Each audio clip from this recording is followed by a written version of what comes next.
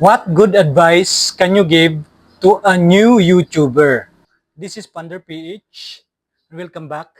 So today in this video, we will be talking about good advice to a new YouTuber.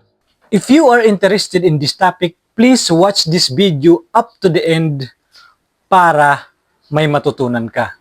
I am not an expert in YouTube, but I can say gumawa na ako ng more than 200 YouTube videos sa pagiging content creator. Kaya masasabi ko na may experience na ako kahit papano. Nagkaroon na ako ng videos na umabot ng halos mag-million views. So, kung mayroon mga akong advice na may bibigay sa mga new YouTuber, ito yon. Una, watch content in YouTube. Manood ka ng content sa YouTube. Marami yan. Unang-una mong papanoorin is yung niche na binabalak mong gawin. For example, cooking, kung DIY, or kung daily vlog, yan, manood ka ng maraming YouTube videos na ganon. Din kumuha ka ng ideya doon sa kanila, at least mayroon ka ng ideya kung ano yung gusto mong gawin at makakapag-desisyon ka ngayon kung gagayahin mo sila o gagawa ka ng ibang strategy. Yan.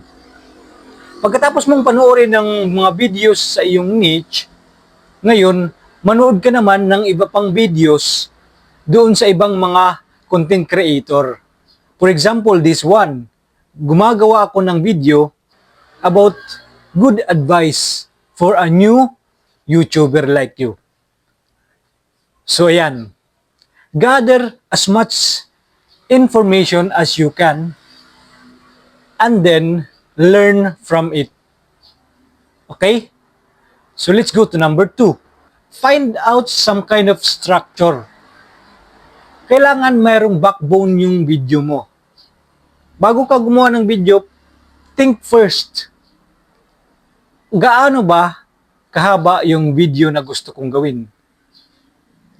Hanggat maaari, gawin mong uniform yan sa lahat ng video mo. Hanggat practicable. Kung hindi naman, wala tayong magagawa dyan. So, some kind of structure when it comes to length, structures when it comes to your video itself, such as intro. Kailangan ng intro yung video mo. Then, outro. Pagka magtatapos, din yung message ng video. Dito sa intro, madali lang naman. Mayroon kang makakopy, mayroong mga template dyan, YouTube template na intro na pwede mong gamitin. Yung sa outro naman, maaari ka rin manood at gayahin mo na lang sila. Ang mahirap dito is yung message ng video, yung nasa gitna, in the middle. Kasi, naandyan yung juice ng gusto mong i-convey dun sa mga tao. Naandyan dapat yung trick para mag-continue sila in watching your video up to the end. Okay? So, dapat may structure ka. Next, number 3.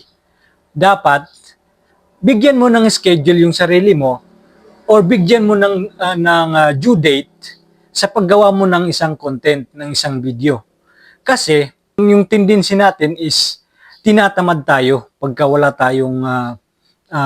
tayong deadline. So, lagyan mo ng deadline yung paggawa mo ng video from doon sa pagkuha ng video hanggang sa pag-i-edit, hanggang sa pag-upload para maging consistent ka sa pag-upload mo. Kasi paano ka ba naman makakapag-upload kung wala ka pang nagawang video? Kasi nga tinamad ka, hindi ka gumawa ngayong araw na ito or yung nagawa mo nung isang linggo ay hindi pa tapos. Alright? So, dapat mayroon kang timeline parati. Mayroon kang deadline.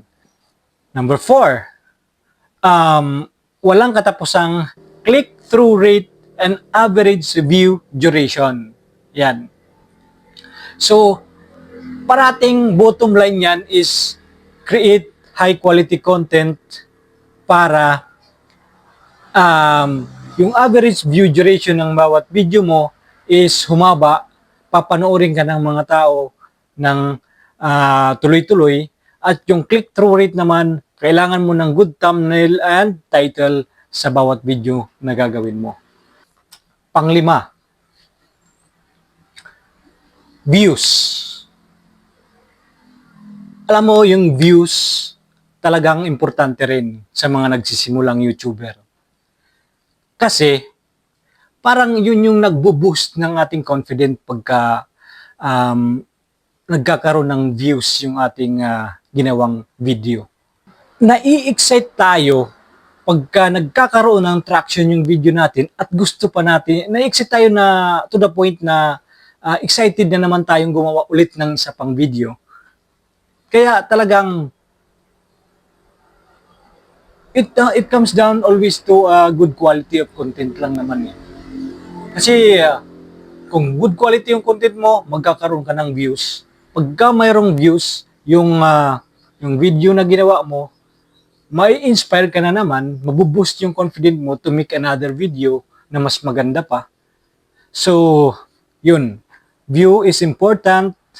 Mayroon ding isang instances dito sa social media, kahit hindi sa YouTube, kahit sa iba, na yung mga tao rin kasi meron silang parang psychological na tendency. Titingnan muna nila yung video, kung maraming views yan, tsaka nila panonoorin. No? Kung walang view yan, hindi yan panonoorin. Ganon talaga yung tao. Parang meron silang psychological tendency na ganon. Halimbawa, naghahanap sila ng information. Tapos pumunta sila sa YouTube. Nag-search sila ng video. And then nakita nila yung iba't ibang nag-pop up na mga video.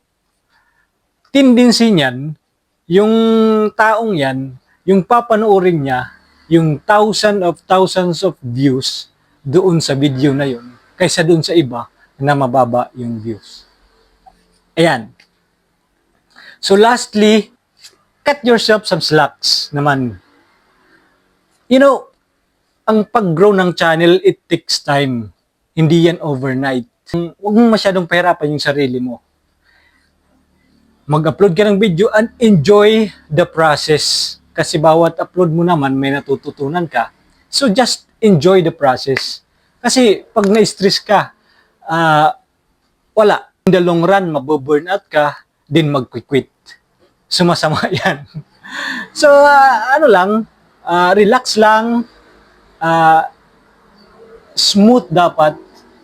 Pagka mayroong mga dull moment, dapat pagpasensyahan lang, magkaroon lang tayo ng perseverance sa ating mga ginagawa. Kahit naman sa life, ganun talaga. So, please, be patient kasi hindi yan nagagawa overnight unless swertehin ka at mag-viral yung video na ginawa mo na iisa at mag-grow kagad yung channel mo from there. So, paminsan-minsan lang nangyayari yan. So, sa mga katulad natin, kailangan talaga ng consistency and perseverance. Alright? So, if you like this video, please do like this YouTube video. And, ikaw, kung ano yung pwede mong may advice pa, kung gusto mong magdagdag pa ng advice para sa mga new YouTuber natin, please, i-comment lang sa baba at babasahin natin yan. And please, subscribe to this channel. Peace. See you in the next one. Bye-bye.